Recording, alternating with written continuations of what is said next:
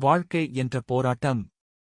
விழும்போது தூக்கி நிறுத்த வந்தவர்களை விட எப்போது வீழ்ந்தோம் என எதிர்பார்ப்பவர்கள்தான் அதிகம். ஆனால் ஒவ்வொரு முறை வீழும்போதும் நீங்கள் சிதறிப்போகக் கூடாது, இன்னும் கூர்மையான ஆயுதமாக செதுக்க பட வேண்டும். கஷ்டப்பட்டு உழைத்த இந்த உடம்புக்கு துரோகம் செய்யக்கூடாது. வலி புதிது அல்ல, ஆனால் துரோகம் மட்டும் இன்னும் ஆழமாக குத்தும். பணக்கவலை, கடன் சுமை, துயரம் இல்லாத வாழ்க்கை கிடைப்பது பல பேருக்கு அபூர்வம்.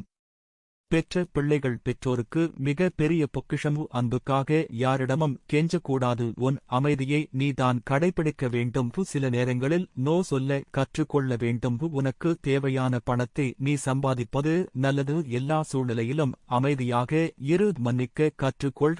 இந்த 6 விஷயத்தையும் மகளுக்கு தாய் சொல்லிக் கொடுக்க வேண்டும். தனித்து வாழ்ந்தாலும் தன்மானத்தோடு வாழ வேண்டும். உலகில் எத்தனையோ பேர் உலக அழகி என்ற பட்டம் வாங்கலாம், ஆனால் பிள்ளைகளுக்கு பெற்ற தாய்தான் அழகி. உள்ளம் எப்போதும் உடையக்கூடாது.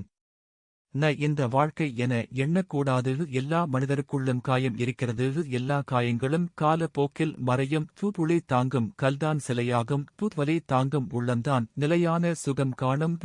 கனவுகள் தினம் முயலும் போது நிச்சயம் நலமாகும். எனவே வாழ்க்கை என்ற போராட்டத்தில் போராடி வெற்றி பெற்று சந்தோஷமாக வாழ்வாங்க வாழ வாழ்த்துக்கள்.